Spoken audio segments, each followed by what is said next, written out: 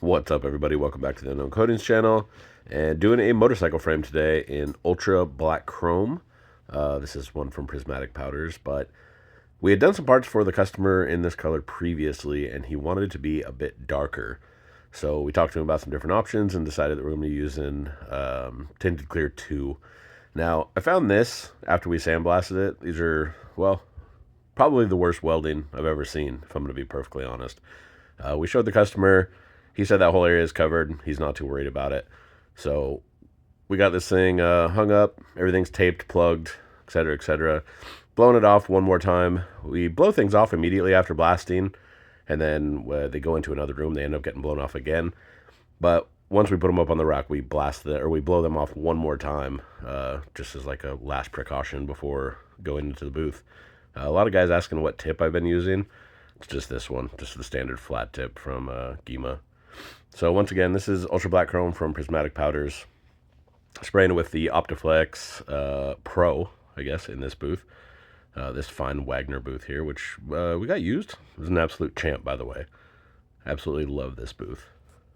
As you may be able to tell, I am still sick. Probably sounded like that in my last couple of videos. I don't know if I'm the only person that's gotten a cold at the beginning of summer or spring, whatever, but it is super infuriating. So this is a full steel frame, has an aluminum swing arm. The swing arm also had some weird welding on it, which, if I'm going to be honest, this whole project causes some problems because this is actually the second time coating all this. It was fully coated, and on the second coat of black chrome, a bunch of oil started leaking out of this thing. Now, it was pretty crazy that that happened just because of the process that we had used to ensure that that didn't happen.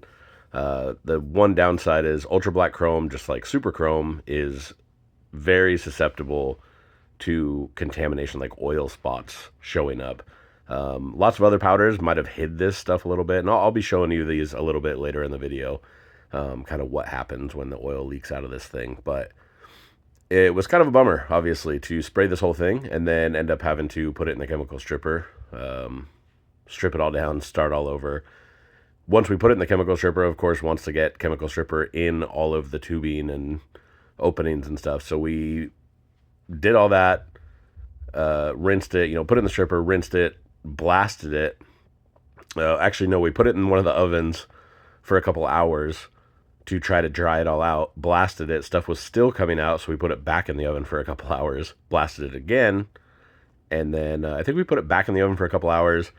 There was a little bit of oil seeped out in a few places, so we blasted just those areas, and that got us to here. Now, obviously, it's not very economical to go about that, or go about this project that way. Unfortunately, stuff like this happens, and it's not the customer's fault, so it's not like we can pass the costs onto them. It is one of the downsides of powder coating, I guess. We took kind of every precaution there was to take, and it still kind of came back to bite us in the ass no matter what.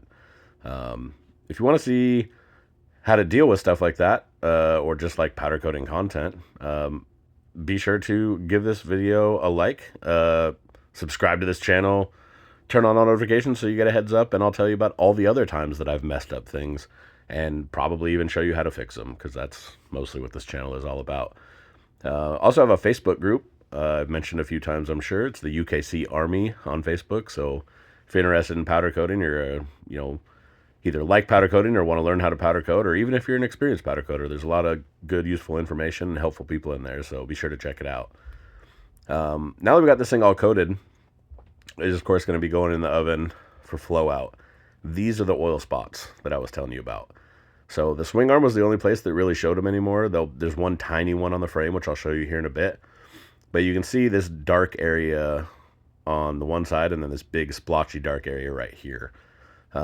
We showed this to the customer afterwards. This is a long-time customer, knows us very well, knows our work very well, do lots of stuff for him. So he actually wasn't concerned with this. We told him that we would spray the second coat on and kind of see what it looked like and send him pictures, which we will be doing. I'll show you those as well in here. But we're going through, spraying a second coat on. This is another one of those colors that we do 2 coats on. I think I mentioned in the last video, I've been getting a lot of questions about what we 2 coat, what colors we do 2 coat.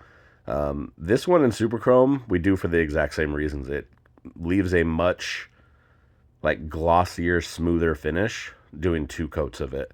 You cannot do one big heavy coat of this color because you'll get the weird dark sags and strange spots in it because it's a urethane powder mostly. But it reacts the same way as Super Chrome Plus. You know, if you spray Super Chrome Plus too much, you know how bad that can look. So 2 light coats is definitely the move on this. And although it does take a little bit more time, it's actually not a ton more time. You every time get a significantly better finish. I've done multiple tests with, 2 of matching parts and doing 2 light coats versus 1 coat to try to make it look better and, save time doing 1 coat. And the 2 coat always looks better.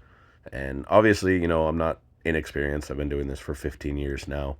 I'm sure there are people out there who will, going to argue with me and tell me that I'm doing it wrong. I just need to adjust my settings or fix my grounds or whatever the case might be. Lots of different opinions out there on how to do this. I'm just offering you guys mine. You're welcome to try it out, see if you like it better. If you think you have better ways of going about this and getting better finishes, I'm happy to listen. I'm always down to try new things and see if it works better. That's why I like this community, because there tends to be a lot of people giving information back and forth.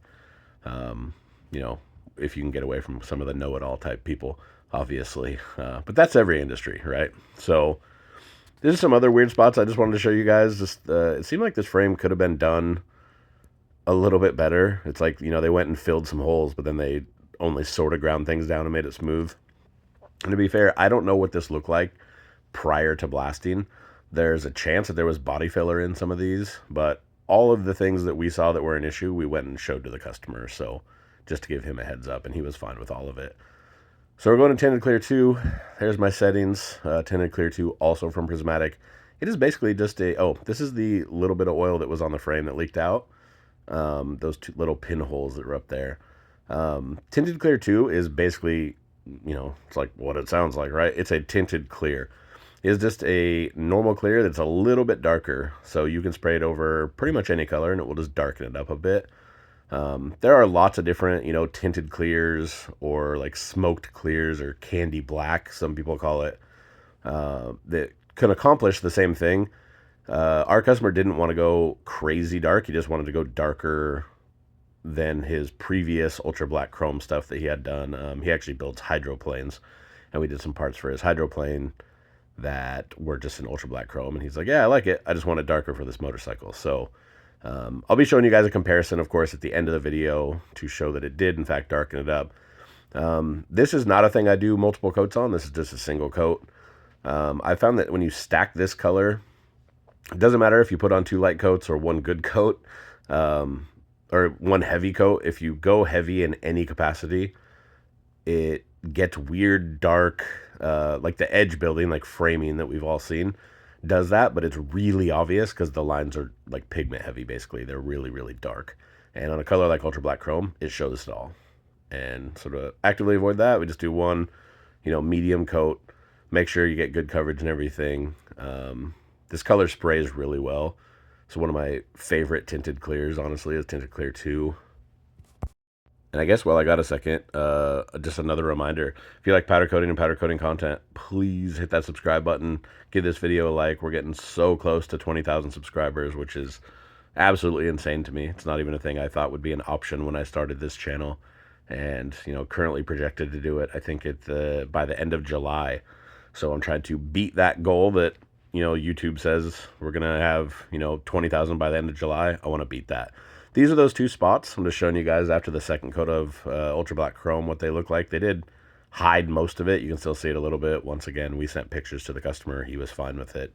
And actually, once the tinted clear was on it, it hit it even more, especially the ones on the outside there. Those 2 little dots that were on the outside, you could barely see. That's what they used to call it. Now they just call it blur. I'm not really sure why. After it's done, this is actually right after it cooled. It was still probably about 120. They're going to hear you say that. I'm going to leave it in. Sun.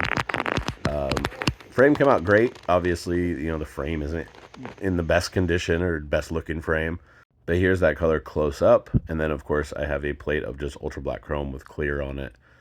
This is Tiger's Bengal Clear over top of that. And you can see it's significantly lighter, so we definitely accomplished our goal. Anyway, guys, hope you enjoyed the video. We'll see you next time.